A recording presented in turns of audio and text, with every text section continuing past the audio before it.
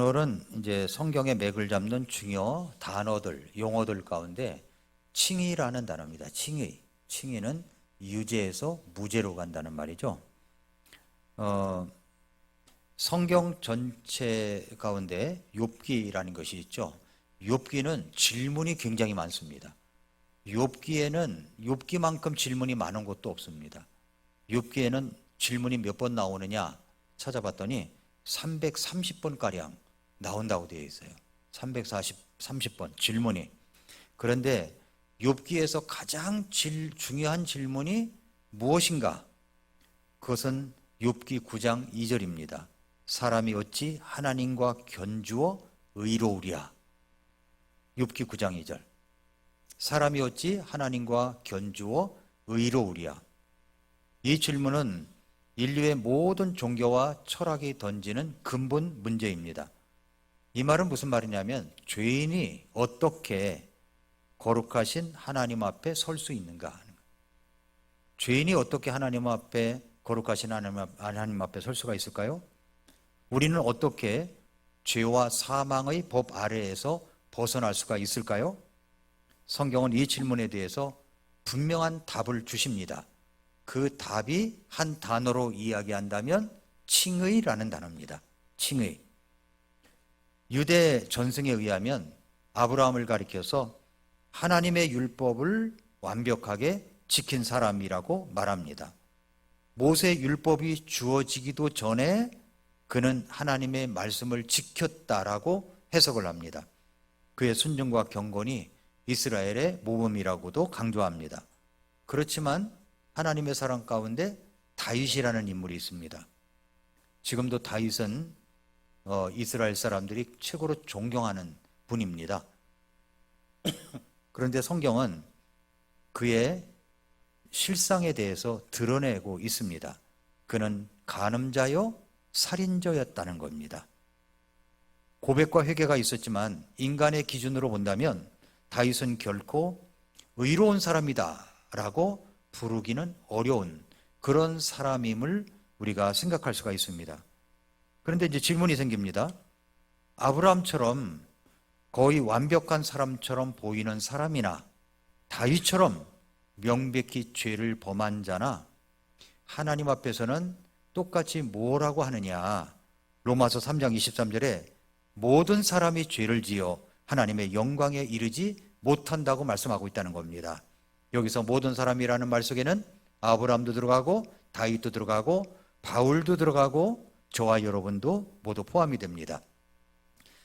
누구도 하나님의 거룩한 기준 앞에서는 의로운 자가 될 수 없습니다. 어떤 사람은 수십 번 죄를 지었을 수도 있고 어떤 사람은 수만 번 죄를 지었을 수도 있습니다. 어떤 사람은 겉으로는 경건해 보일 수도 있고 어떤 사람은 드러난 범죄 때문에 손가락질 받을 수도 있습니다. 그러니까 드러난 죄인이냐 그렇지 않느냐라는 것이 다른 겁니다. 제가 전도사 때 어떤 형제님 가정에 신방을 갔습니다. 저보다도 나이가 많아요. 그런데 늘 술 때문에 이제 고민이 되는 겁니다. 술 때문에 고민이 되고 술을 먹은 것 때문에 이제 많은 목돈이 들어가게 되고 그렇다는 거죠. 그래서 이제 가서 이제 베드로 전서 4장 말씀을 가지고 권면을 하면서 그런 위로를 드렸던 것이 기억이 납니다. 무슨 이렇게 술 먹고 그런 사람에게 위로라고 하기에는 좀 그렇지만 그래도 형제님은 드러난 죄인이고 드러나지 않은 죄인들도 상당히 많다고, 그러니까 하나님 앞에 깨끗함을 가지고 믿음 생활하라고 그랬던 적이 있습니다. 그러니까 우리는 하나님 앞에서는 모두 다 죄의 빈도보다 죄의 본성이 문제라는 거죠. 한 번의 죄도 하나님 앞에 완전한 의를 무너뜨리기 때문입니다. 그렇다면 어떻게 누구든지 하나님 앞에서 의롭다함을 얻을 수가 있을까요? 바울은 로마서에서 그 답을 주고 있습니다.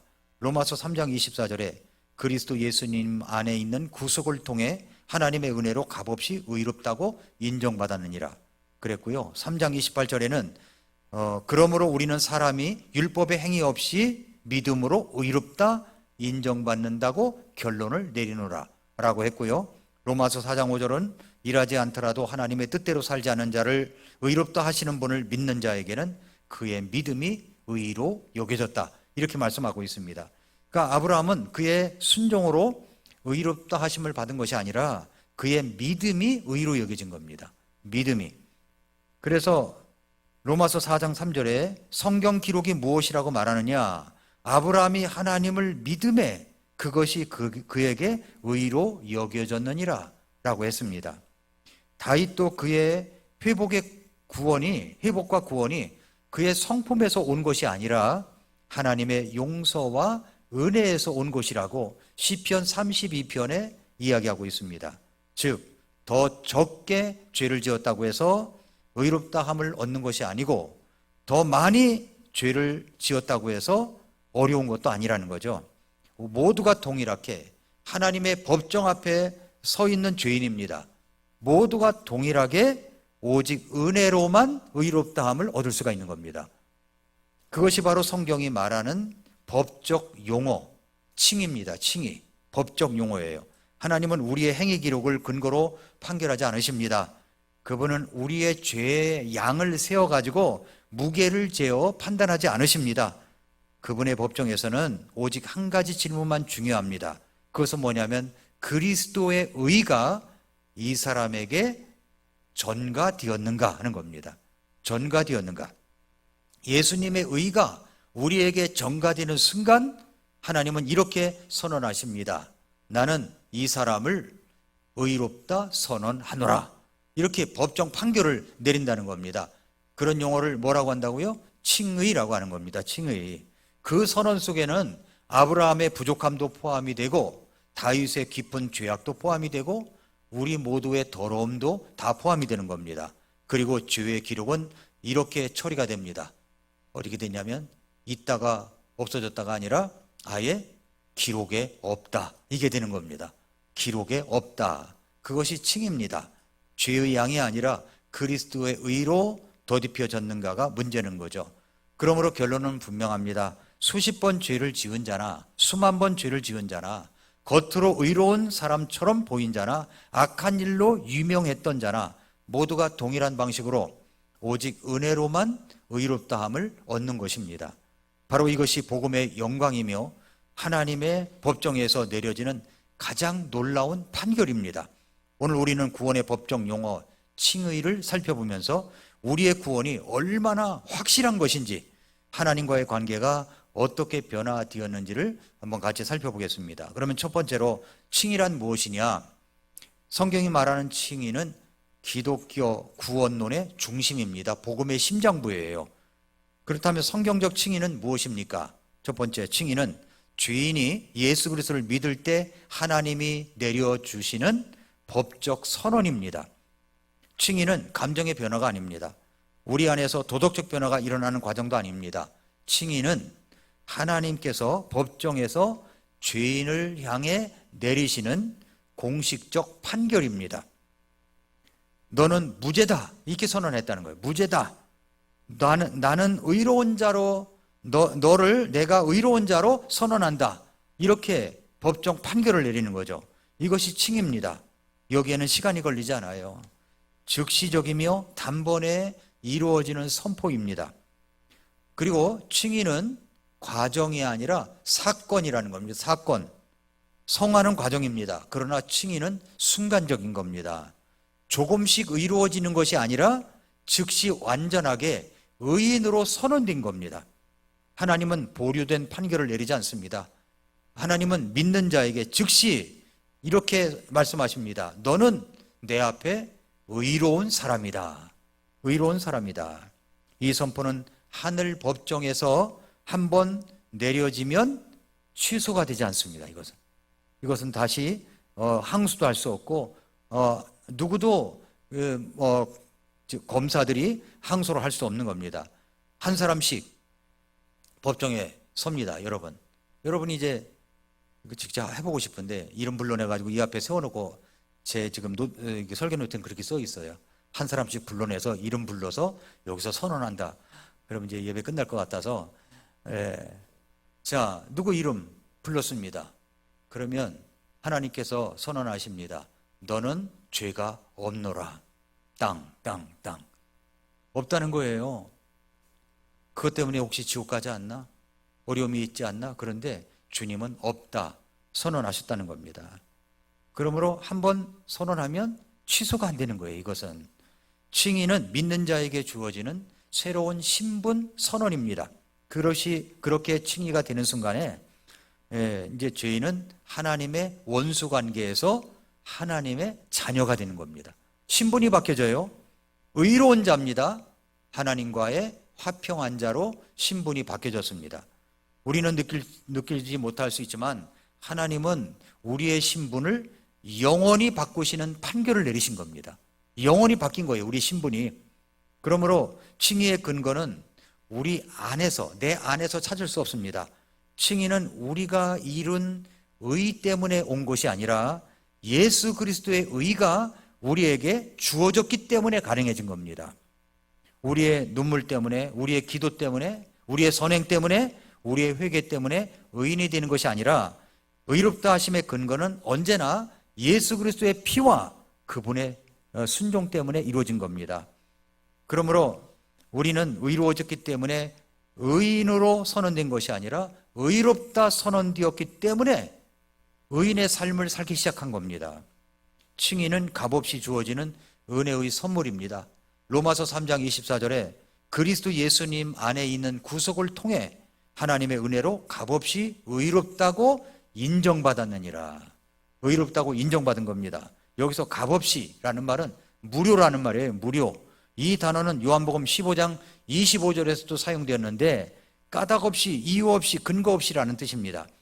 그러나 이 일이 일어나는 것은 그들의 율법에 기록된 말씀, 즉 그들이 까닭 없이 나를 미워하였나이다 하는 말씀이 성취되게 하려 함이라, 이런 말씀이 있는데 하나님 안에서, 우리 안에서 의롭게 될 만한 어떤 근거도 찾지 않으시고 오직 예수 그리스도의 십자가라는 근거로 우리를 의롭다 하신 겁니다.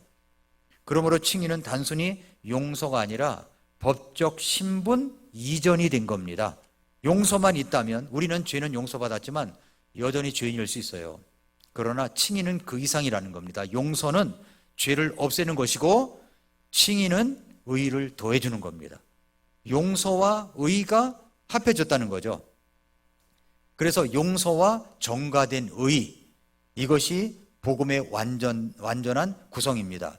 그래서 하나님은 죄를 용서해 주셨을 뿐만 아니라 그리스도의 의를 더디피어 이 사람은 의롭다고 이제 선언하신 겁니다.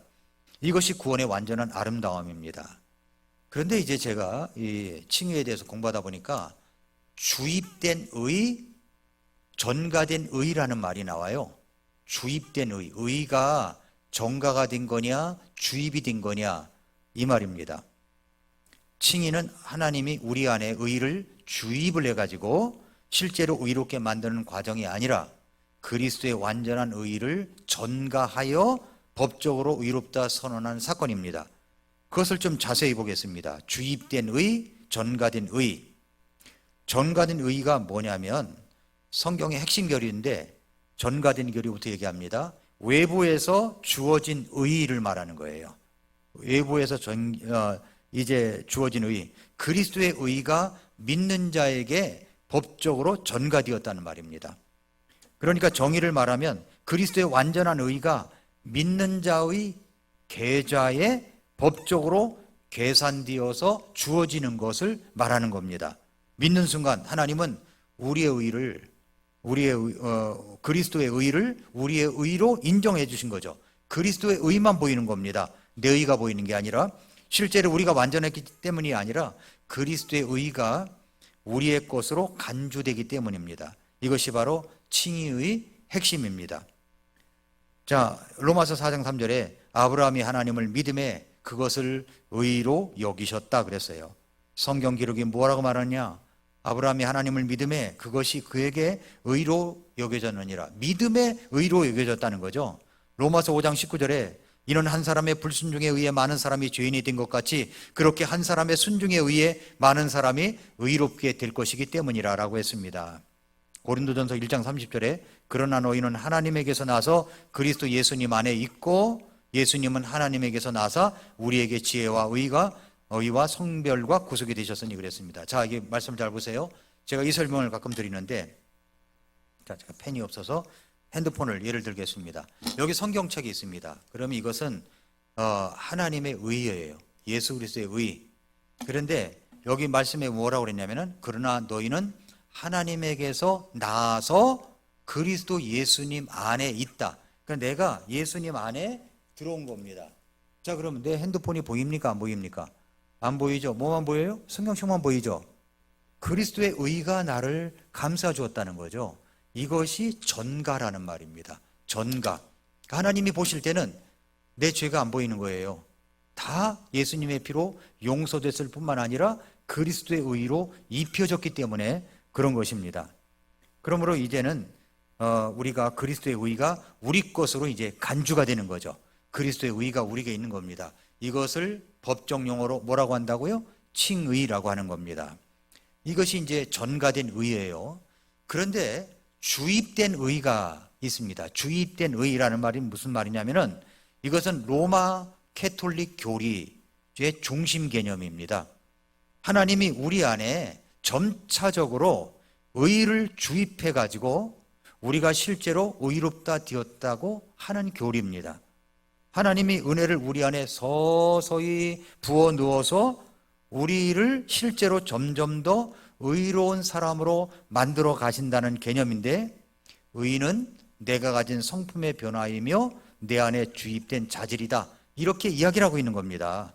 그래서 천주교에서는 7성례라고 그래서 7가지 성례가 있어요. 7가지 성례를 해야만 구원받는다고 얘기를 합니다. 그래서 은혜가 어떻게 임하냐면 성례, 그러니까 세례를 받거나 미사를 해야만 주입이 된다는 겁니다. 주입이 돼요.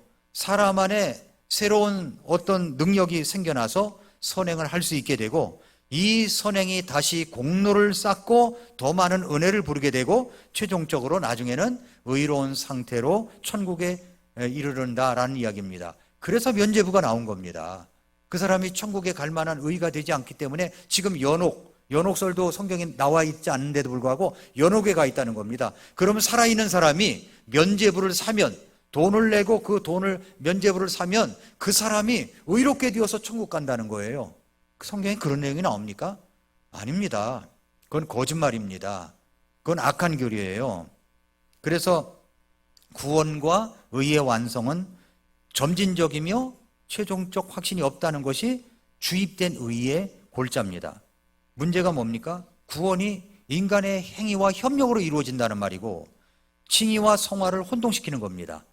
우리가 점차로 변화되어서 예수 그리스도의 모습으로 닮아간다는 것은 이미 칭의가 되었지만 우리의 성품이 점점 변화된다는 것은 성화에 해당되는 거지. 칭의와 성화가 있잖아요. 영화가 있고, 근데 칭의 받은 사람이 성화, 예수님 모습으로 닮아간다는 거지, 칭의 자체를 마치 성화되려고 하는 것처럼 그렇게 만들어 놨다는 거죠. 그렇다면 구원의 확신을 가질 수가 없어요. 바울이 말한 값없이 의롭다 하심을 약화시키는 이야기라는 겁니다. 그래서 정가된 의인은 그리스도의 의복을 입혀주시는 것을 말하고, 우리는 더럽지만 그리스도께서 입히신 옷 때문에 하나님은 우리를 의롭다 보시는 겁니다. 그 다음에 주입된 의인은 내 옷 자체가 서서히 점점 더 깨끗해져 간다는 거죠. 세례, 미사, 선행으로 내 옷이 점점 깨끗해지면 그때 하나님이 의롭다고 판단하신다는 의미입니다. 이건 잘못된 거죠. 그래서 복음은 어떤 의만 구원이라고 하냐면은 전가된 의가 있어야만이 구원이다. 그게 법정 용어로 뭐라고요? 칭의라고 하는 겁니다. 로마서 3장 28절에 그러므로 우리는 사람이 율법의 행위 없이 믿음으로 의롭다 인정받는다고 결론을 내리느니라. 이게 결론인 겁니다. 행위가 아니라, 점진적 변화가 아니라, 주입된 능력이 아니라 그리스도의 의가 우리의 것으로 정가되었기 때문에 우리는 즉시 완전히 영원히 의롭다 하심을 얻었습니다. 이것이 복음입니다. 이것이 복음이에요. 그래서 세 번째로 칭의의 3가지 핵심 특성을 이야기한다면, 칭의는 이미 선언된 법적 판결입니다. 칭의는 성화가 아니에요. 칭의는 도덕적 개선도 아닙니다. 칭의는 하나님이 법정에서 너는 의롭다고 선포하시는 겁니다. 그래서 예수님의 피로 우리의 죄 가운데 있는 모든 죄 기록은 완전히 삭제된 거죠. 완전히 없어졌습니다. 그 다음에 칭의는 죄 문제를 단번에 해결한 사건입니다. 용서는 반복될 수가 있지만 칭의는 단회적이고 최종적인 겁니다. 칭의는 딱 한 번만 있는 거예요. 사면은 기록이 남지만 칭의는 기록 자체를 제거합니다. 하나님은 말씀하십니다. 여기에 이 사람이 죄인이라는 기록은 전혀 없다. 이게 뭐라고요? 칭의라고 하는 겁니다. 칭의. 또 칭의는 하나님의 영원한 마음을 바꾸는 은혜의 선포입니다. 칭의를 받은 자는 하나님 앞에서 정당하게 설 수 있는 자입니다. 이제 하나님은 우리를 죄인으로 보지 않으십니다. 하나님은 우리를 자기 백성, 의로운 자, 하나님의 자녀로 보시는 겁니다. 이것이 얼마나 놀라운 은혜입니까? 나 같은 자를 하나님이 전가된 그리스도의 의로 말미암아서 구원받은 자로, 죄가 없는 자로 여겨주신다고 생각하니까 얼마나 감사한 일입니까? 예를 들어서 이제 롤스로이스라고 하는 차가 있습니다.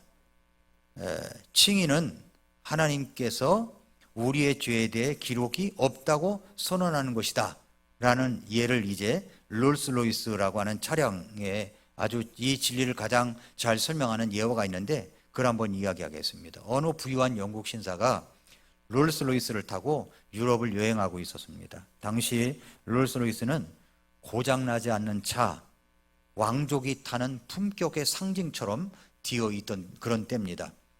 그런데 여행 중 갑자기 차가 엔진 고장을 일으켰습니다. 그래서 그는 이제 당황해가지고 지금은 이제 보험회사에 전화를 걸지만 롤스로이스 본사에 전화를 했습니다. 그랬자 회사에는 이런 말을 합니다. 고객님, 그 자리에 가만히 계십시오. 저희가 기술자를 즉시 비행기로 보내겠습니다. 실제로 회사는 숙련된 엔지니어를 비행기에 태워서 고장난 차가 있는 장소로 즉시 보냈고 엔지니어가 와서 그 자리에서 정밀하게 수리해 주었습니다. 신사는 자기가 아주 좋은 차를 타고 있다고 하지만 이렇게까지 하니까 너무 고마웠습니다. 아니 어떻게 회사가 비행기까지 보내가지고 기술자를 파견할 수가 있지? 그러나 회사는 아무런 설명도 하지 않는 거예요. 수리만 완벽히 마치고 이제 돌아갔습니다. 영국으로 이제 다시 이제 여행을 마치고 돌아온 후에 그는 이제 수리 비용이 궁금해서 비행기 비용, 기술자 인건비, 긴급 출동 비용 이런 것이 이제 어떤 회사라도 많이 청구할 만하다라고 생각이 들어서 회사에 편지를 보냈습니다. 그래서 제가 지난번에 이렇게 고친 적이 있는데 얼마를 청구하시겠습니까? 그랬더니 며칠 뒤 답장이 왔다는 거예요. 답장은 딱 한 줄로 왔답니다. 저희 기록에는 선생님의 차량이 어떤 고장도 없었던 것으로 되어 있습니다. 없었다는 거예요. 고장이 있었지만 회사는 기록상으로 단 한 번도 차량에 문제가 있었다고 인정하지 않았다는 말이 되는 거죠. 고장이 있었다는 사실 자체를 회사 데이터베이스에서 완전히 지워버렸다는 겁니다. 그래서 결론이 뭐냐면 비용 청구 없음이 아니라 기록 없음이 제공이네. 기록이 없음. 기록이 없음. 다시 말해서 이게 칭의라는 거예요. 이게 칭의. 우리가 정확히 하나님께서 우리에게 하시는 일이 그것입니다. 우리는 분명 죄를 지었어요. 실제로 수많은 죄를 졌습니다. 때로는 의도적으로, 때로는 반복적으로 우리 영혼의 엔진이 망가진 적이 한두 번이 아닙니다. 저는 구원받고 나서 얼마나 제가 돌아서면 이게 잘못한 것이 생각이 나가지고 이 용서해달라는 말을 얼마나 많이 했는지 몰라요. 나중에는 그 말씀도 못 드리겠더라고요. 너무 죄송해가지고 하도 용서만 해달라고 해가지고 이거 완전히 얼굴에 철판을 깔아야지 그렇지 않고 어떻게 하나님 앞에 나아갈 수 있느냐 이런 생각까지 들었습니다. 그런데 하나님은 그리스도의 피로 우리를 덮으시고 우리를 바라보실 때 어떻게 바라보시냐면은 기록에 없다가 되는 겁니다. 기록에 없다. 너의 죄에 대한 기록이 전혀 없다. 그래서 히브리서 8장 12절에 그들의 불법을 내가 긍휼히 여기고 그들의 죄와 불법을 내가 다시는 기억하지 아니하리라. 기억도 안 하신다는 겁니다. 또 시편 130편 3절에 주께서 죄를 지적하지 아니하면 누가 설 수 있으리이까? 하나님은 죄를 깊이 묻어두는 것이 아니라 기록을 제거하시는 분입니다. 어떻게 제거가 됐어요? 예수 그리스도의 피값으로 정가된 의로 우리의 모든 죄가 완전히 말소가 된 겁니다. 없어져 버렸어요. 이 예화가 강력한 이유는 용서와 칭의의 차이를 분명하게 보여주기 때문입니다. 용서는 내가 죄를 지었지만 네가 죄를 지었지만 내가 용서하겠다예요. 그러나 칭의는 기록상 너는 죄인이 아니다라는 겁니다. 없다는 거죠, 기록이. 그러니까 하나님은 우리 죄를 덮어두는 것이 아니라 묻어두는 것도 아니라 보류하는 것도 아니라 완전히 우리에게 없어져 가지고 완전한 의인이라는 새로운 신분을 주시는 겁니다. 그래서 복음이란 뭐냐? 복음은 너는 죄인이지만 내가 봐줄 게가 아닙니다. 복음은 너는 죄인이었지만 이제 그리스도 안에서 완전한 의인이다라는 말입니다. 법적 신분 선언이에요. 이것이 법적 용어로 뭐라고요? 칭의라고 하는 겁니다. 칭의. 이것이 복음의 중심입니다. 이것이 구원의 확신을 가질 수가 있는 거예요. 이런 은혜 때문에 우리는 하나님 앞에 담대히 서는 것입니다. 네 번째로, 그럼 칭의의 방법은 어떻게 우리를 하나님은 의롭다 하시느냐? 로마서는 칭의의 방법을 네 가지로 이야기를 해요. 로마서 3장 24절, 그리스도 예수님 안에 있는 구속을 통해 하나님의 은혜로 값없이 의롭다고 인정받았노라. 우리가 공로가 없기 때문에 우리가 은혜로 하나님께서 주셨습니다. 값없이, 조건 없이, 자격 없이 은혜로 주신 겁니다. 또 로마서 5장 9절에는 그러면 이제 우리가 그분의 피로 의롭다고 인정받았으므로 더욱더 그분을 통해 진노로부터 구원을 받으리니 예수 그리스도의 피로 우리가 의롭다고 된 겁니다. 또 로마서 3장 28절에 믿음으로 의롭다고 선언이 된 겁니다. 믿음으로 주어졌다고 됐고, 그 다음에 로마서 5장 18절에는 칭의는 새 생명의 문이다.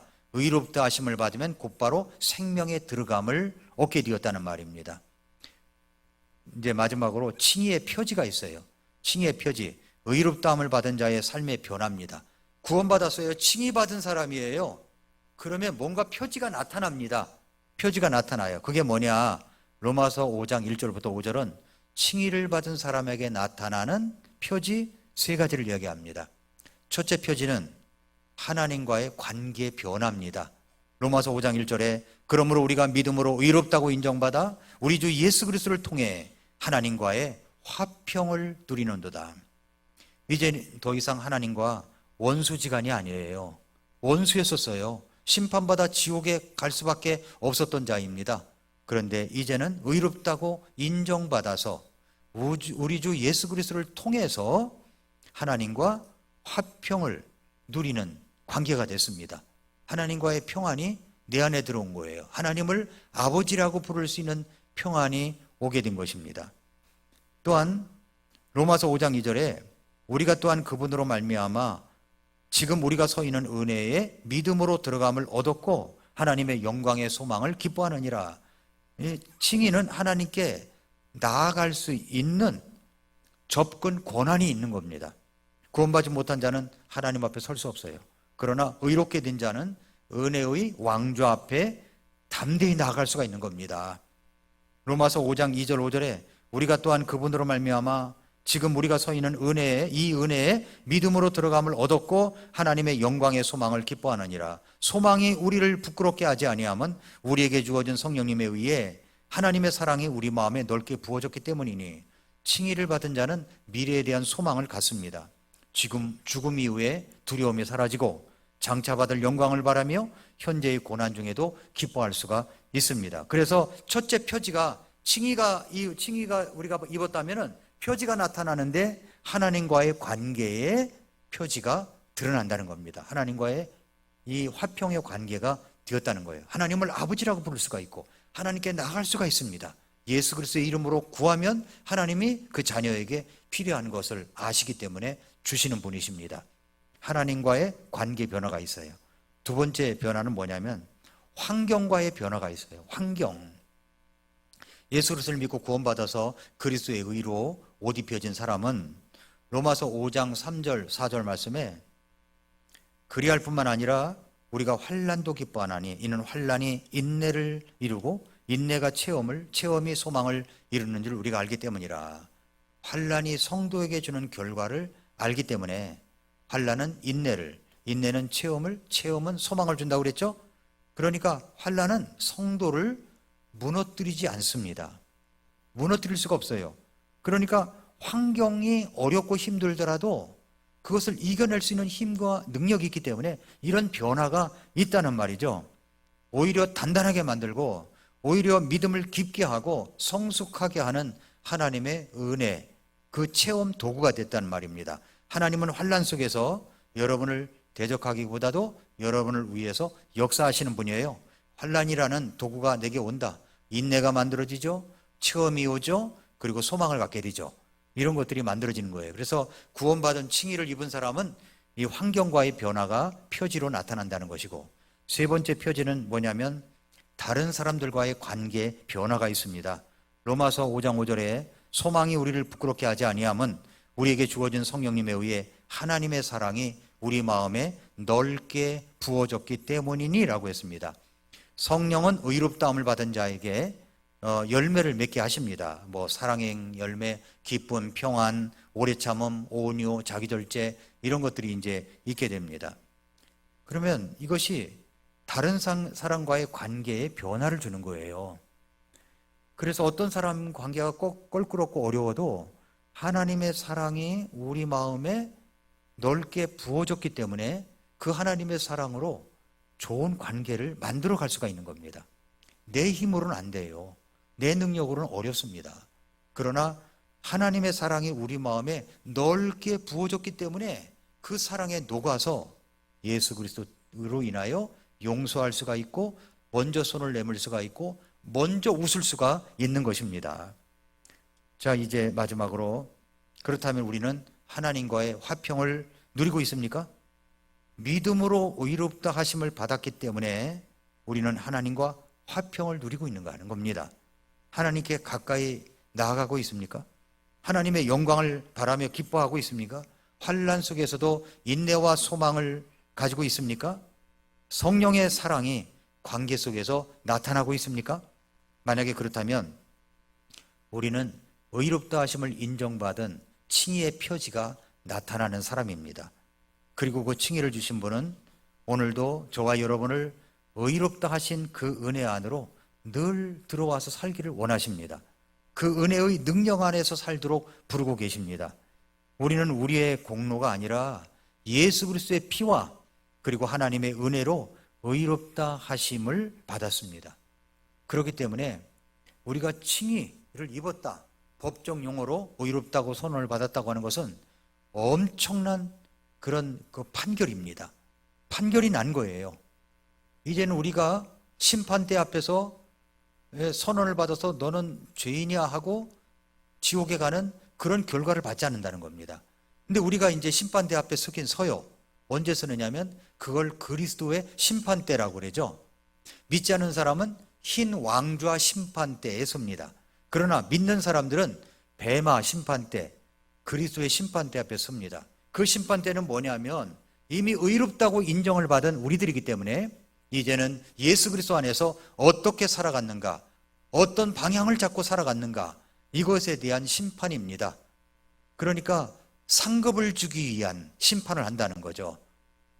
어떤 사람이 참 어렵고 힘든 가운데서도 주님을 사랑하고 또 드리고 헌신하고 다른 사람들에게 복음을 전하고 이런 것이 있다. 진리를 향하고 진리를 추구하고 그런 것이 있다고 할 때는 우리 주님께서 그것을 기억하시고 이제 우리를 잘했다고 칭찬받는 상급이 있다는 겁니다.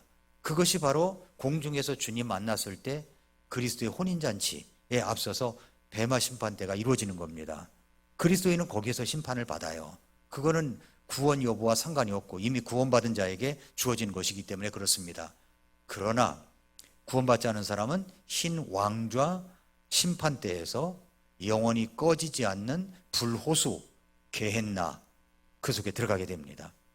이것은 그 판결은 이제 끝났기 때문에 이미 끝난 구원받지 못한 것이 끝났기 때문에 다시 살려내서 이제 모든 육체를 살려내서 이제 영원히 불호수에 들어가는 그런 결과를 가져오게 된다는 말입니다.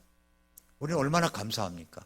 나 같은 자, 정말 그 죄도 뭐 사람에 따라 다르겠지만 이렇게 저렇게 이 모양 저 모양으로 죄를 지었던 자인데 그리스도의 의로 옷 입어서 하나님의 자녀가 되게 해주셨습니다. 그렇다면 이제는 하나님의 자녀된 신분으로서, 거룩한 신분으로서 믿음을 갖고 구원받은 사람의 표지, 칭의가 이루어진 사람의 표지를 나타내며 살아가야 된다는 겁니다. 하나님과의 관계에서 평안이 있어야 되고요, 환경과의 관계, 살아가면서 질병이 있죠, 고통이 있죠, 환경이 어렵죠, 여러 가지로 참 재정적인 어려움이 있죠. 이런 것을 통해서, 환난을 통해서 인내를 누리고 체험을 갖고 소망을 갖는 모습이 있어야 되고, 다른 사람과의 관계, 때로는 용서하기도 싫은 어떤 사람이 있다고 할지라도 하나님의 사랑이 넓게 부어진 성령의 능력이 우리에게 주어졌기 때문에 우리는 그것을 능히 힘있게 할 수가 있다는 말입니다. 이런 표지를 갖고 살아가는 우리 성도 여러분들 되시기를 축복합니다. 기도하겠습니다.